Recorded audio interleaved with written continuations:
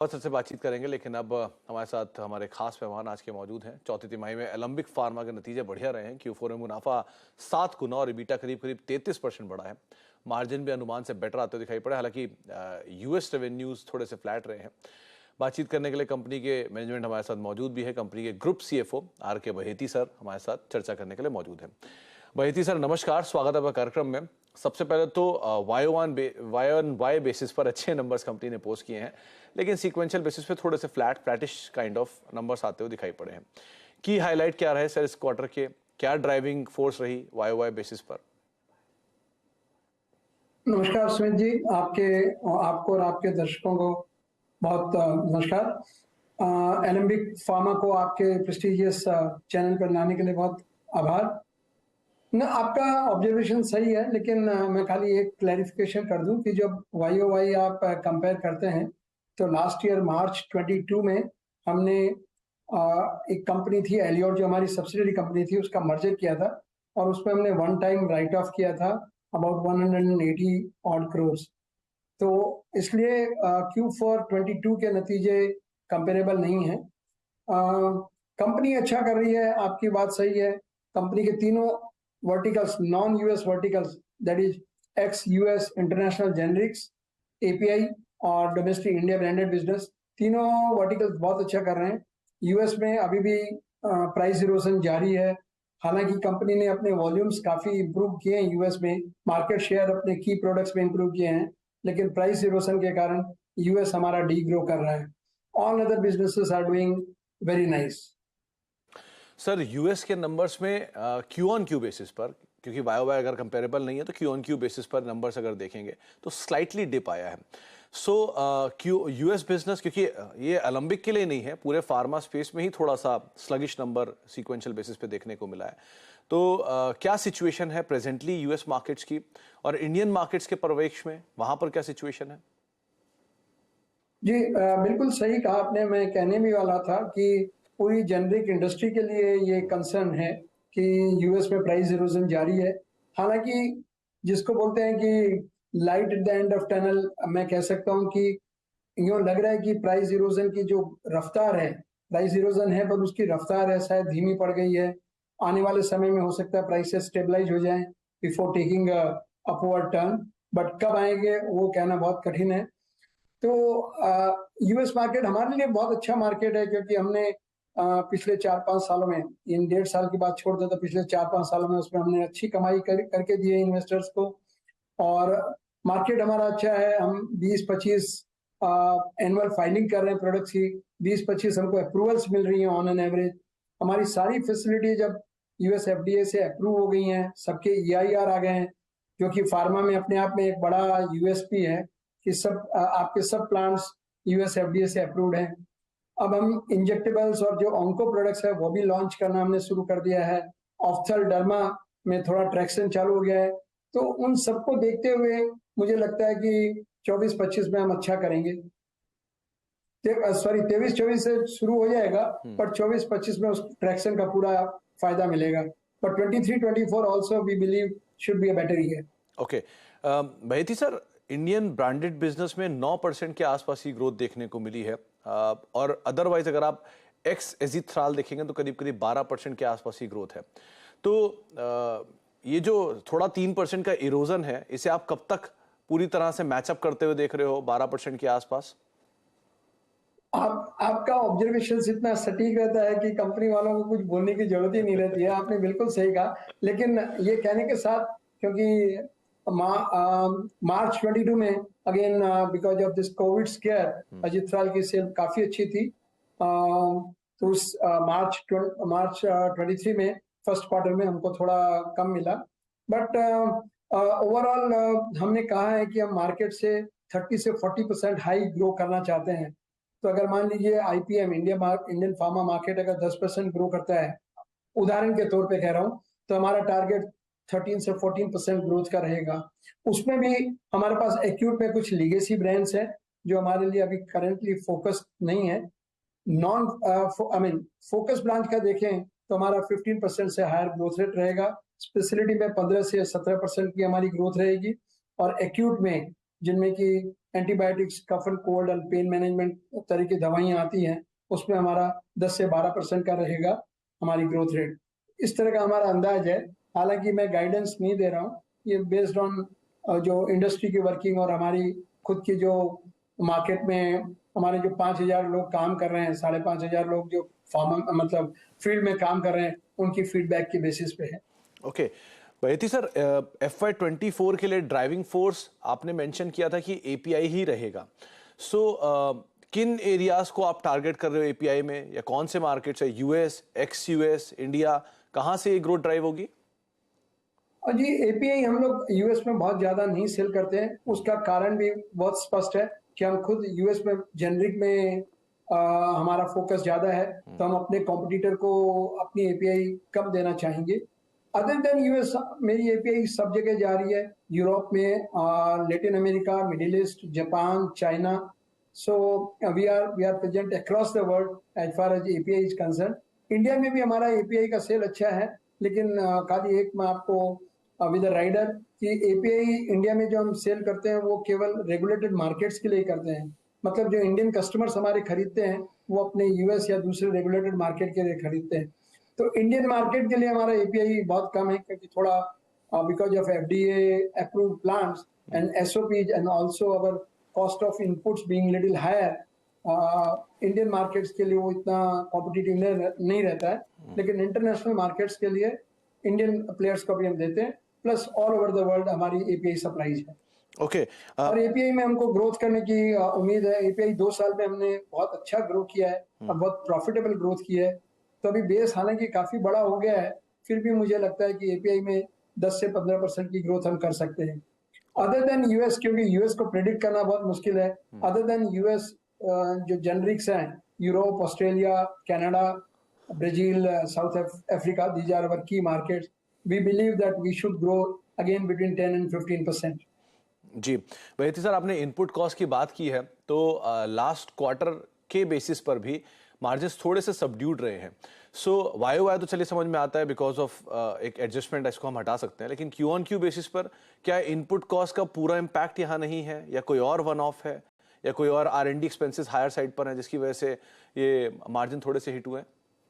जी बिल्कुल, आपने अगर हमारी कमेंट्री देखी होगी तो Q4 में सर हमने जो नए हमारे प्लांट हैं, जिनके पहले एक्सपेंसेस हम लोग कैपिटलाइज करते थे, उन चारों प्लांट्स के अब एक्सपेंसेस हम ऑपरेशनल एक्सपेंसेस में चार्ज ऑफ करने लग गए हैं, क्योंकि हमको एफडीए की अप्रूवल्स भी मिल गई हैं और उनके प्रोडक्ट्स भी हम अब कमर्शियल चालू कर रहे हैं। तो वो हमारा एक एडिशनल 65 करोड़ जैसा फॉर द क्वार्टर हमारी एडिशनल कॉस्ट रही। और उन प्लांट से जैसा कि आप समझ सकते हैं कि रेवेन्यू अभी चालू नहीं हुई है, रेवेन्यू चालू 23-24 में होगी, Q1 ऑनवर्ड्स होगी। तो उसके कारण हमारा Q4 में मार्जिन पर दबाव रहा। But we take it as a positive, because after long wait, after almost 4 years, 3.5-4 years, FDA ने हमारे सब फैसिलिटीज को अप्रूव की है, प्रोडक्ट अप्रूवल चालू हो गई हैं। बीच में 2 साल करीब करीब एफडीए के फिजिकल इंस्पेक्शंस बंद थे कोविड के कारण, तो हमारी सारी अप्रूवल्स उसमें पेंडिंग थी।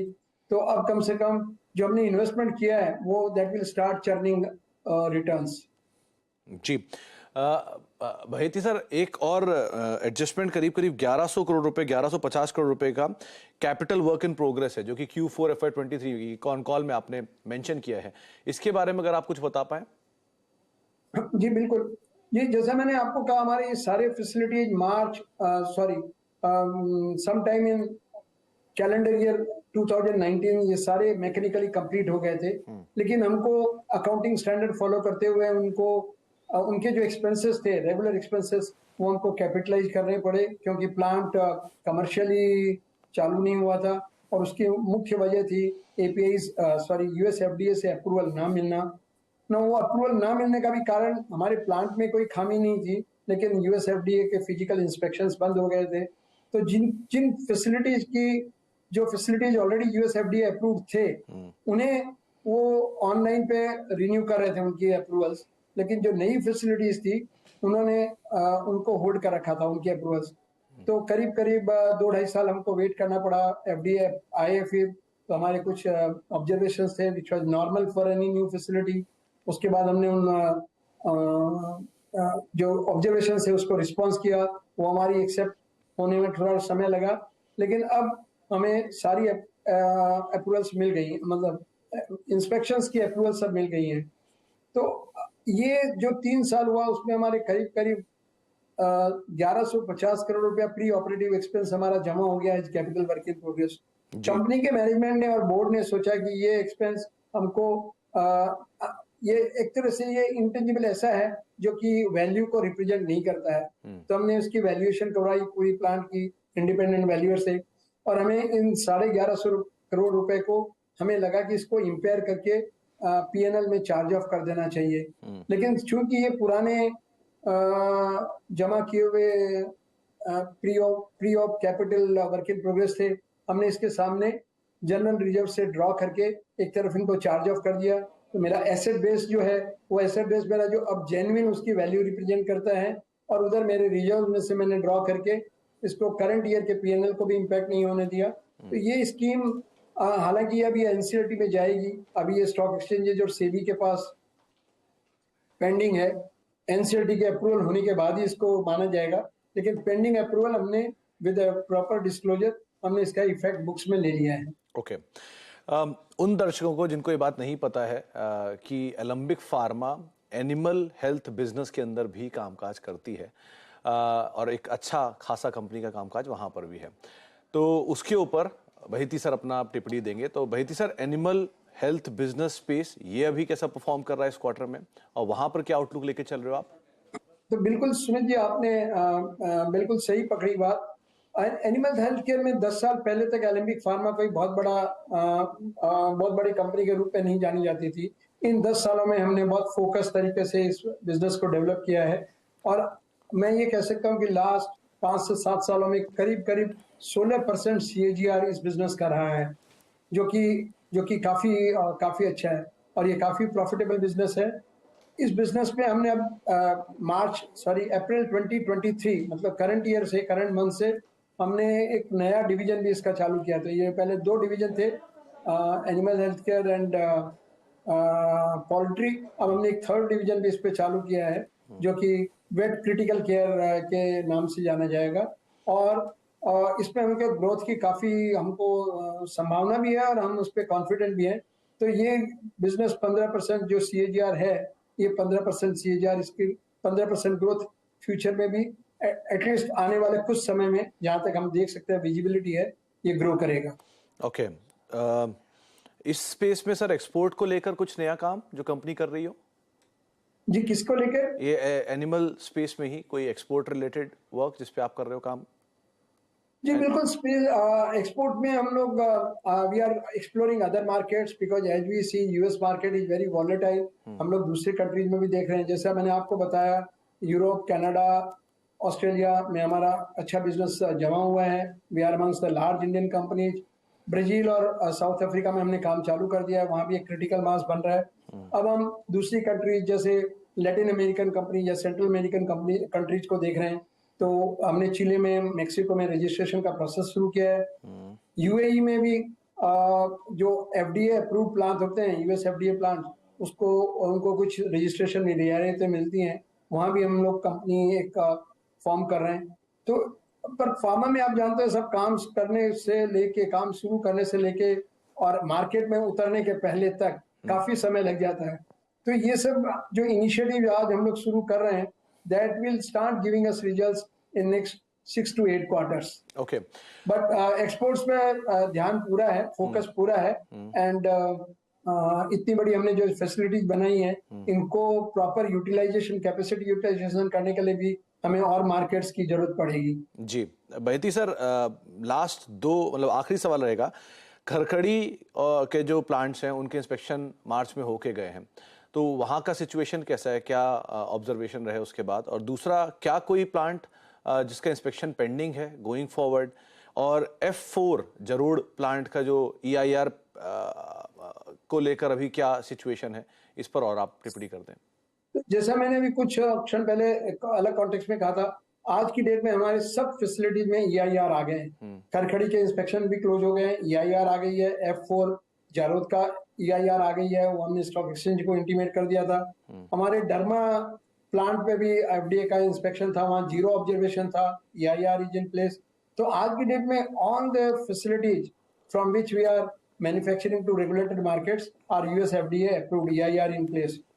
जहां तक कि सवाल आपने कहा कि कोई पेंडिंग है, तो एपीआई फैसिलिटीज पे कई दिनों से एफडीए का इंस्पेक्शन नहीं हुआ है और अब उनको लगता है कि वो जब भी उनकी नेक्स्ट उनकी सीक्वेंसिंग में आएगा तो एपीआई प्लांट अब एफडीए इंस्पेक्शन के लिए उसको तैयार रहना चाहिए और हम उसके मैनेजमेंट की साइड से हम लोग तैयार हैं। ये पनिलेव लेकिन इकाई आज की की आप बात डेट कर में रहे कुछ भी पेंडिंग नहीं है। हैं जी, ये पनिलेव इकाई की बात कर रहे हैं ना सर आप? पनेलाव एपीआई। Okay okay okay. बहुत बहुत शुक्रिया सर हमारे साथ मौजूद रहने के लिए, बहेती सर, और डिटेल में हमसे नंबर्स पे बातचीत करने के लिए और हमें समझाने के लिए किस तरह से आंकड़े इस क्वार्टर में आते हुए दिखाई पड़े। बहुत बहुत शुक्रिया सर अपना समय आपका देने भी के लिए, बहुत हमसे बातचीत धन्यवाद करने के लिए। और आपके एनालिस्ट वगैरह को बहुत अच्छा काम करके आपको फीड देने के लिए, होमवर्क देने के लिए बहुत बहुत उसका मैं आप कॉम्प्लीमेंट देना चाहूंगा। Thank you sir, thank you, thanks a lot Baheti sir. तो अलंबिक फार्मा की मैनेजमेंट से हम बातचीत कर रहे हैं। स्टॉक बिल्कुल फ्लैट, करीब 568 के स्तरों पर है, मोर लेस 1 रुपये नीचे भी कामकाज कर रहा है, लेकिन बिल्कुल फ्लैटिश टोन पे स्टॉक सो फार ट्रेड करते हुए।